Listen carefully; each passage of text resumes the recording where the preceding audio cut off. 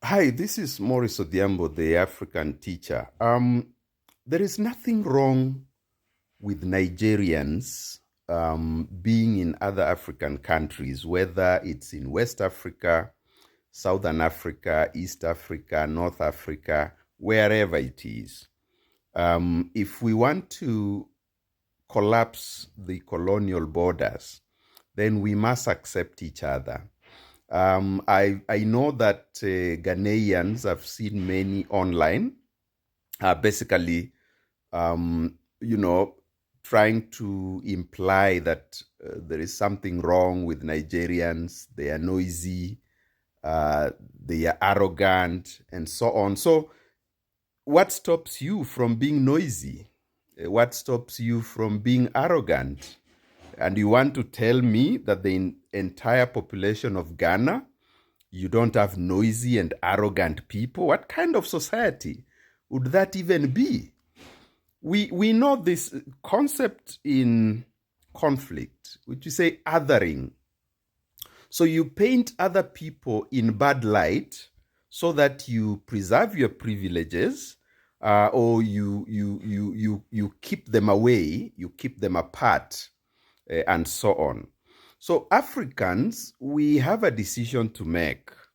And that decision is whether we can accept each other so that then we can collapse these colonial borders. We can be able to travel freely in whatever part of the continent we want to travel to. There are no societies that have no crime. So crime has never been a reason. And I've preached that here in East Africa. We call people refugees. We call other Africans refugees. We say we are blocking them because we do not want crime. Which society has no crime in this world? Certainly on the African continent, which African society does not have criminals? What you are required to do as countries, as states, as leaders, is to make sure that there's a coordinated response to crime. Because don't tell me that Ghanaians are all Jesus Christ, that there are no criminals in Ghana. That's bullshit. I am a Kenyan. There's crime in Kenya, there's crime in Tanzania, there's crime in Uganda.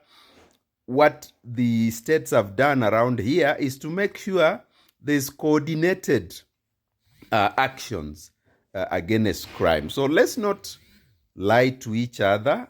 Let's not fool each other.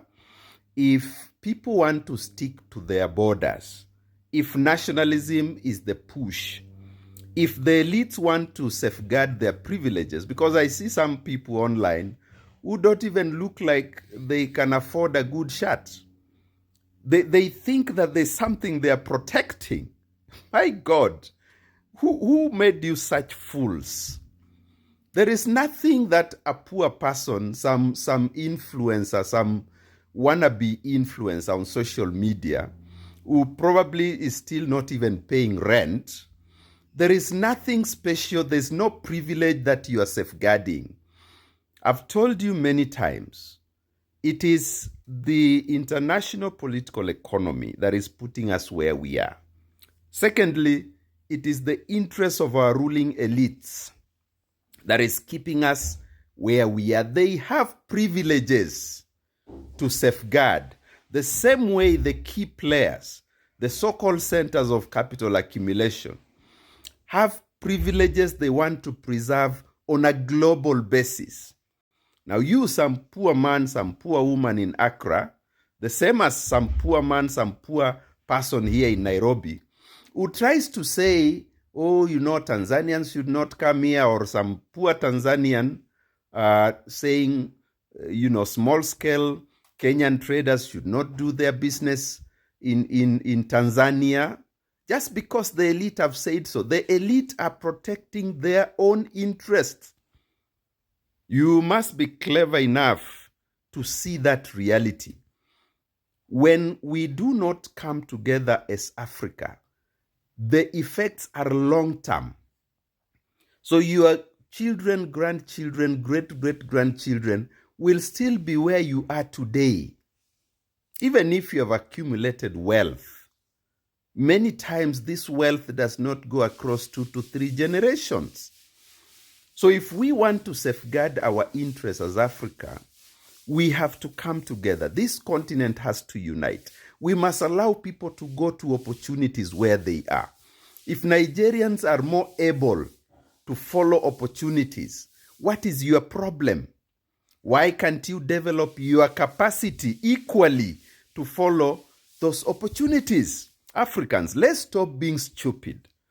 Let's stop cheating ourselves. These narratives are not ours. These narratives are not our narratives, because the global order has always lorded over the African people.